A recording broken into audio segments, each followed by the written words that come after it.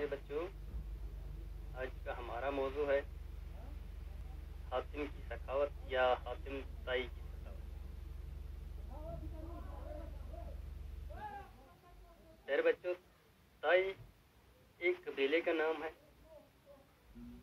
اور سخاوت کے معنی ہیں خیرات کرنا، خدا کے بندوں کے کام آنا یا ان کی مدد کرنا، یہ سخاوت کہتی ہے۔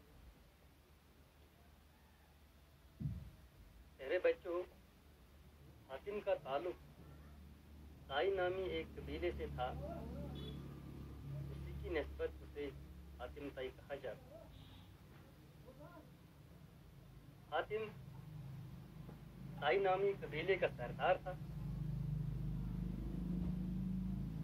اور یہ طائی نامی قبیلہ یمن کا علاقہ تھا، وہ یمن کا علاقہ عرب سے جڑا ہوا تھا۔ حاتم طائی کے وقت میں ملک عرب میں نوفل نام کا ایک بادشاہ رہتا تھا۔ وہ بادشاہ حاتم کی مشہوری کی وجہ سے حاتم کا دشمن بن گئے اور بہت سی فوج جمع کر کے حاتم کو مارنے گیا۔ حاتم طائی خون ریزی نہیں چاہتا تھا۔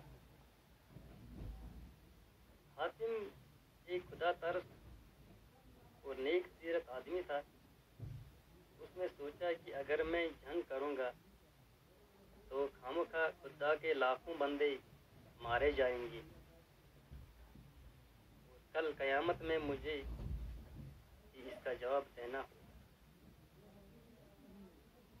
یہ بات سوچ کر وہ ملک چھوڑ کر جنگل میں ایک غار کے اندر چھپ گیا۔ نوفل نے جب حاتم کے غائب ہونے کی خبر سنی تو اس نے حاتم کی ساری جائیداد اور گھر بار کو ضبط کیا اور اعلان کرایا کہ جو شخص حاتم کو پکڑ کر لائے گا اسے 500 اشرفیاں انعام میں دے دیا جائے گا۔ بادشاہ کا اعلان سن کر سب لوگ لالچ کی وجہ سے حاتم کو ڈھونڈنے لگے۔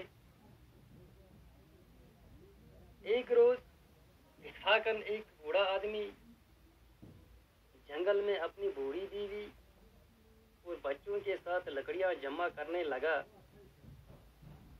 جس جنگل میں حاتم چھپا ہوا تھا۔ تو اسی دوران بڑھیا نے کہا کہ کاش حاتم ہمارے ہاتھ میں آتا تو اس دکھ بھری زندگی سے نجات مل جاتی اور ہم بادشاہ سے 500 اشرفیہ انعام۔ بوڑھے نے اپنی بیوی سے کہا تم بکواس کر، حاتم ہمارے ہاتھ آنے والا نہیں، ہماری قسمت میں یہی لکھا ہے کہ ہم جنگل سے لکڑیاں توڑ کر لائے اور انہیں بیچ کر زندگی گزارے۔ حاتم ہمارے ہاتھ آنے والا نہیں ہے۔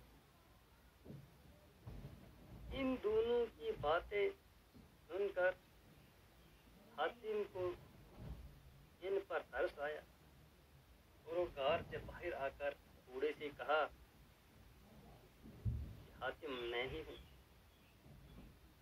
چلو مجھے بادشاہ کے پاس لے جا کر انعام حاصل کرو۔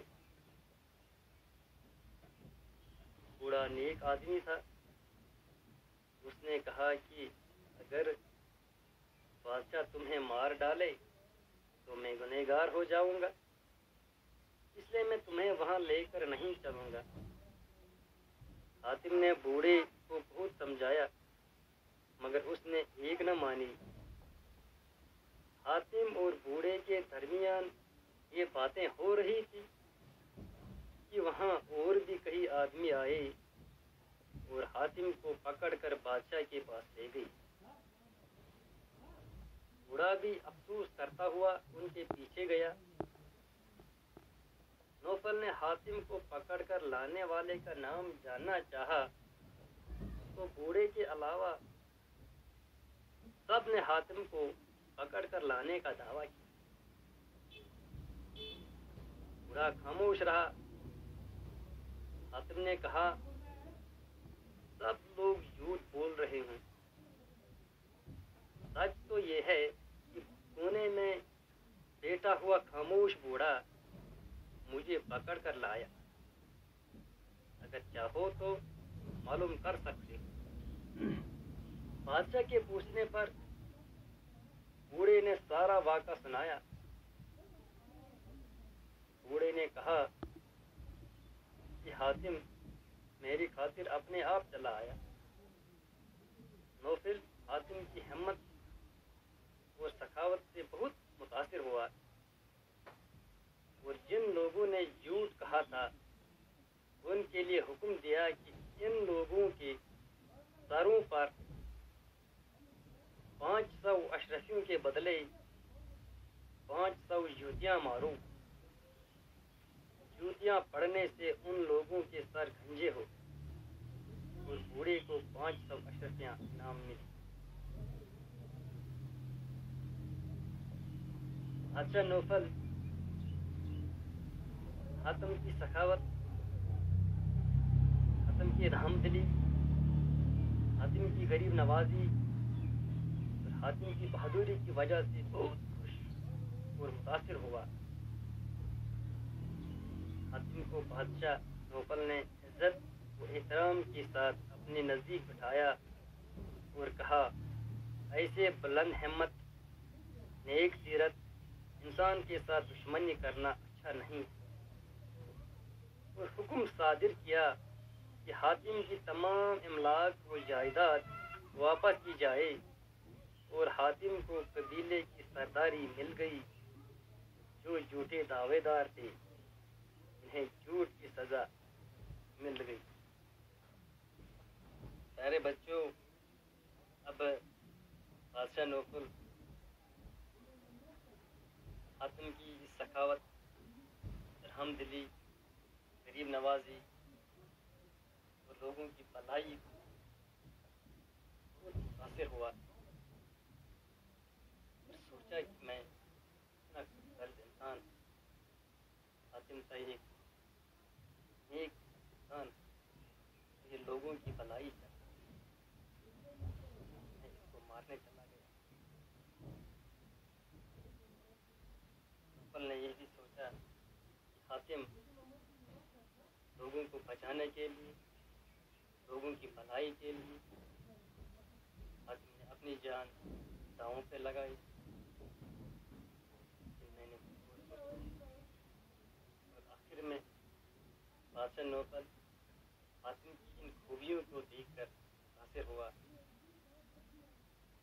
उसकी अड़क की हुई जायदाद, कबीले की सरदारी हातिम तय को फिर से वापस।